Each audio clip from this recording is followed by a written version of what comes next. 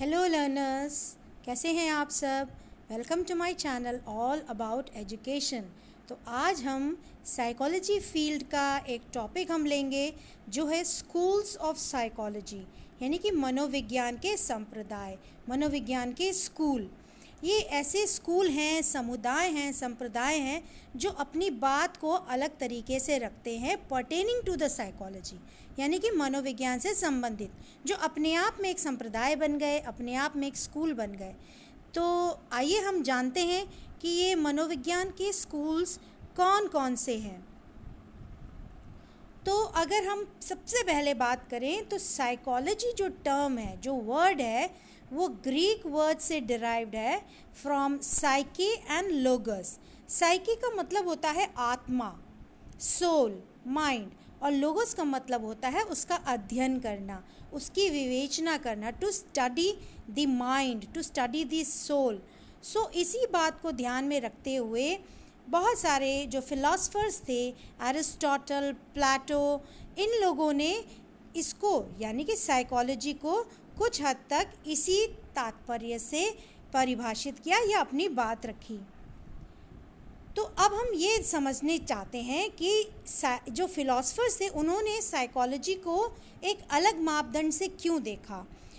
तो इसकी वजह थी उसका नेचर। तो नेचर क्या है साइकोलॉजी का? इट इज़ एक्सपेरिमेंटल, यानी कि ये काफ़ी हद तक प्रायोगिक है। तो जो ये फिजियोलॉजी या फिलॉसफी के लोग थे, उन्होंने इस तरफ ध्यान देना शुरू करा।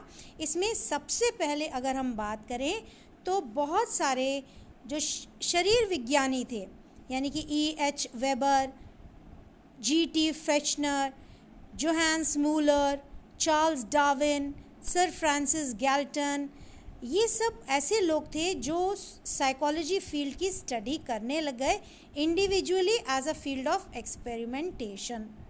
और यही सब स्टडीज़ ने बहुत हद तक इन्फ्लुएंस किया विलियम वुंट को। Learners please learn this name, William Wundt. अब विलियम वुंट कौन थे? ये इन्होंने फर्स्ट लेबोरेटरी कार्ल मार्क्स विश्वविद्यालय, जिसका नाम है, जो पहले लिपजिंग विश्वविद्यालय या लिपजिंग यूनिवर्सिटी के नाम से जाना जाता था, now it is known as Karl Marx university, वहाँ पर इन्होंने साइकोलॉजी की एक लैब स्थापित करी। उन्होंने इस्टेब्लिश्ड अ साइकोलॉजी लैब, और उस लैब पर एक्सपेरिमेंटेशन के बारे में, एक्सपेरिमेंट्स के बारे में विस्तार से समझने की कोशिश की। और वहीं पर इन्होंने साइकोलॉजी को साइंस ऑफ कॉन्शियसनेस भी कहा, यानी कि चेतना का विज्ञान। और उन्होंने अपने सहयोगियों के साथ प्रत्यक्षण, संवेदना, ध्यान, संवेग आदि पर बात करी। That means he talked about perception, sensation, attention and emotion. और वुंट के अनुसार मनोविज्ञान तत्कालिक अनुभवों का ज्ञान है, यानी कि जो हमें इमीडिएट एक्सपीरियंसेस होते हैं, जो हमको तुरंत हम अनुभव करते हैं, उन्हीं का ज्ञान जो है वो मनोविज्ञान कहलाता है। फिर 1920 में उनकी मृत्यु हो गई, और उसके बाद उनके ही शिष्य, हिज प्यूपिल E.B. टिचनर ने उनके इस शोध को, इस रिसर्च को, उस स्टडी को आगे बढ़ाया। तो अब बात करते हैं कि टिचनर ने जब अपने गुरु का काम आगे बढ़ाया, when the pupil of Wundt E.B. Titchener started working on psychology, field of psychology, he came up with a school known as structuralism. Structuralism या संरचनावाद कहते हैं इसको। इस संप्रदाय को अमेरिका में इन्होंने शुरू किया, उसको सबल किया। इसे अंतर्निरीक्षणवाद या अस्तित्ववाद भी कहा गया, यानी कि एग्जिस्टेंशियलिज्म और इंट्रोस्पेक्शनिज्म। तो ये नाम आपको याद होने चाहिए लर्नर्स। संरचनावाद, अंतर्निरीक्षणवाद, अस्तित्ववाद एक ही चीज़ है। तो इसकी स्थापना वुंट के शिष्य ने की थी, और इसके ऊपर स्टडी सारी कॉर्नेल यूनिवर्सिटी में की गई। उसके अनुसार मनोविज्ञान चेतन अनुभूतियों के अध्ययन का विज्ञान था, तथा अनुभूति को अंतर्निरीक्षण विधि द्वारा 3 तत्वों में बांटा गया। संवेदना, प्रतिमा तथा अनुराग. That means it was divided into 3: sensation, images and affection. इन तीनों एलिमेंट्स में बांटा गया, आप कह सकते हैं, या इन तीनों क्षेत्रों में बांटा गया स्ट्रक्चरलिज्म को.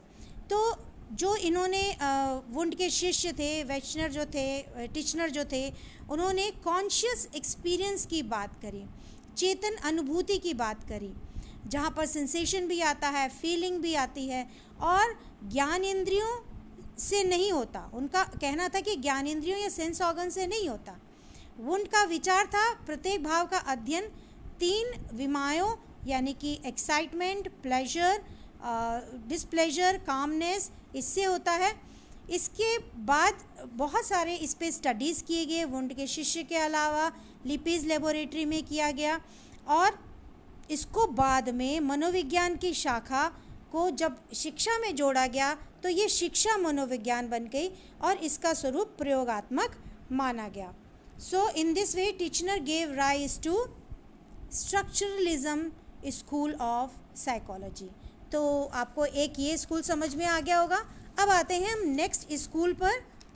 जो नेक्स्ट स्कूल है वो है फंक्शनलिज्म, जो विलियम जेम्स ने इस्टेब्लिश किया था. फंक्शनलिज्म जैसे कि नाम से ही पता चल रहा है, उन्होंने बताया कि कार्य, उन्होंने सिर्फ जो ऊपर स्ट्रक्चरलिज्म में बात की गई, जो फिशनर ने बात की स्ट्रक्चरलिज्म या वुंड ने जो बात करी, उन्होंने कहा सिर्फ चेतन की बात नहीं है, चेतन के अनुभव की बात नहीं है, उन्होंने कहा उसके कार्य की भी बात है. यानी कि psychology does not pertain only to consciousness but also to the utility, also to the function. मनोविज्ञान का संबंध सिर्फ चेतना विश्लेषण से न होकर उसकी उपयोगिता तथा कार्य से भी संबंधित है. और इस विचारधारा को, इस थॉट को, इस स्कूल ऑफ थॉट को H.A. Carr, John Dewey, Thorndike, Woodworth, Angell, इन सब ने सपोर्ट किया, फंक्शनलिज्म के स्कूल को सपोर्ट किया. और इसके अनुसार मनोविज्ञान में अनुकूली व्यवहार का अध्ययन किया जाता है.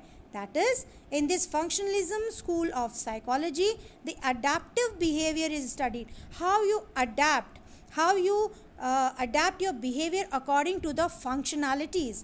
तो एक तरह से हम कह सकते हैं कि कार्यवाद चेतना के विशेषण पर जोर न डालकर व्यक्ति के व्यवहार पर, जिससे उसको समाज में समायोजन करने में मदद मिल सके, उस पर ज़्यादा जोर दिया गया है. तो इस तरह से ये बात करी गई थी जो एनालिटिकल अप्रोच से फंक्शनल अप्रोच की ओर बढ़े. कोलंबिया के जो फंक्शनलिस्ट थे, उन्होंने शिक्षा और शिक्षा मनोविज्ञान को, जिसको थॉर्नडाइक ने बहुत इस पे काम किया, और थॉर्नडाइक ने उद्दीपन अनुक्रिया संबंधों यानी कि स्टिमुलस रिस्पांस कनेक्शन पे ज़्यादा स्टडी किया इसी फंक्शनलिज्म के तहत. और थॉर्नडाइक के लॉ के बारे में हम आगे चलकर नेक्स्ट वीडियो में समझेंगे, जहाँ पर उन्होंने विभिन्न लॉ दिए थे, law of readiness, law of exercise, law of effect. इनके बारे में हम विस्तार से जानने की कोशिश करेंगे. चूँकि बहुत लंबा टॉपिक है, इसमें कवर नहीं हो सकता, तो today we will limit ourselves to only schools of psychology. Now we move on to the third psychology, the third school, which is behaviorism. Behaviorism मतलब व्यवहारवाद. इसकी स्थापना J.B. वॉटसन ने की थी 1930 में. He was against structuralism. He did not agree with the theory of structuralism.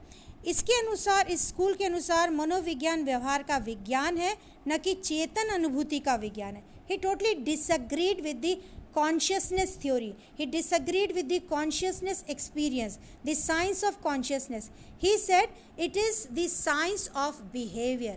उन्होंने इस पे बात करी, और इसके जो सपोर्टर्स थे वो आपके थे पावलोव, स्किनर, टॉलमैन, गुथरी, हल एक्सेट्रा थे इसके जो सपोर्टर्स थे. तो बिहेवियर की अगर हम बात करें तो वॉटसन ने इसमें, J.B. वॉटसन ने 1930 में सीखना, भाषा विकास, चिंतन, स्मृति, संवेग के क्षेत्र में अध्ययन किया. That means he worked in different fields. He worked in the field of learning, language development, thinking, memory, emotion etcetera. And based on this he gave 2 principles, the principle of frequency and principle of रीसेंसी.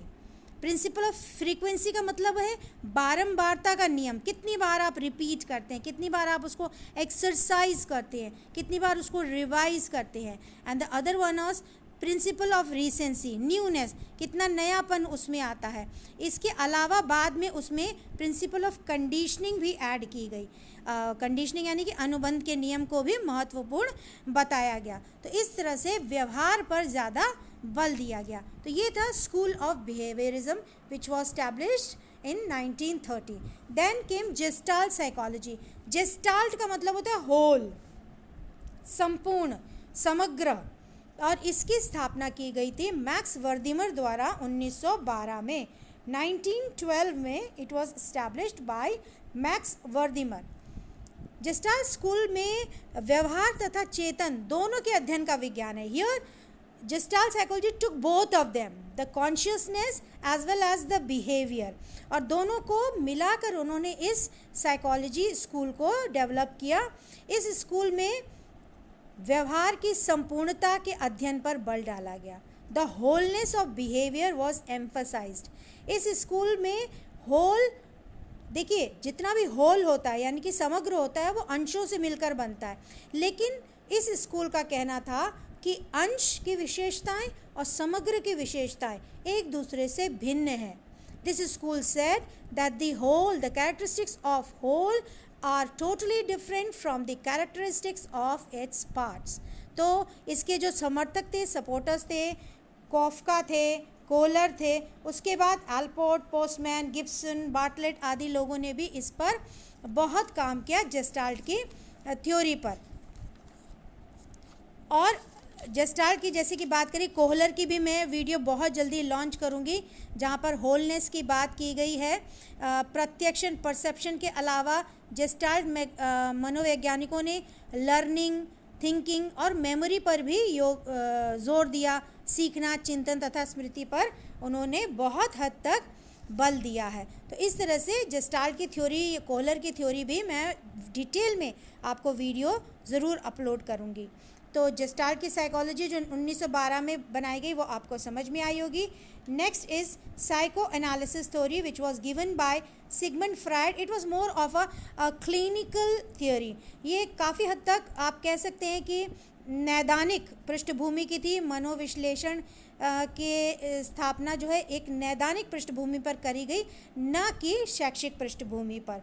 तो यहाँ पर इन्होंने जिसकी बात करी वो थी उपाअहम, अहम तथा पराअहम, यानी कि id, ego and super ego. इसके अलावा उन्होंने कॉन्शियसनेस, सब कॉन्शियसनेस एंड अनकॉन्शियसनेस, यानी कि चेतन, अर्धचेतन तथा अचेतन की भी बात करी। सिगमंड फ्रायड बहुत फेमस है अपनी इड, एड और सुपर ईगो की थ्योरी को लेकर, इड, ईगो, सुपर ईगो। और सिगमंड फ्रायड ने क्लिनिकली इसको देखा, क्योंकि उनके अनुसार अगर हम इन सब चीज़ों के बारे में समझते हैं, जानते हैं, तो ही हम बच्चों को तैयार कर सकते हैं पढ़ने के लिए, समझने के लिए, लर्निंग के लिए। तो ये कुछ बहुत ही इम्पॉर्टेंट थ्योरीज़ हैं। अब आज की तारीख में अगर हम कहें तो इन थ्योरीज़ की बहुत ज़्यादा इम्पॉर्टेंस है नहीं। ये थ्योरी अब एग्जिस्ट नहीं करती हैं। इन थ्योरीज़ को अब नकार दिया गया है, एक तरह से हम कह सकते हैं। In the modern world these theories do not hold any existence. लेकिन पढ़ना तो है, ये जानना तो है, ये इससे रिलेटेड क्वेश्चंस आते हैं। सो अब क्या है, अब जो मॉडर्न साइकोलॉजिस्ट हैं वो अपने आप को स्पेशलाइज्ड रखते हैं, विशेषीकरण की ओर बढ़ गए हैं। किसी एक खास क्षेत्र को, विशिष्ट क्षेत्र को चुनते हैं, उसमें गहन अध्ययन करते हैं, उस पर रिसर्च करते हैं और विशेषज्ञ कहलाते हैं उस क्षेत्र के। तो आई होप आज आपको डिफरेंट स्कूल्स ऑफ साइकोलॉजी पता चली होंगी। Thank you for watching. Please like, share and subscribe my channel. Thank you all of you.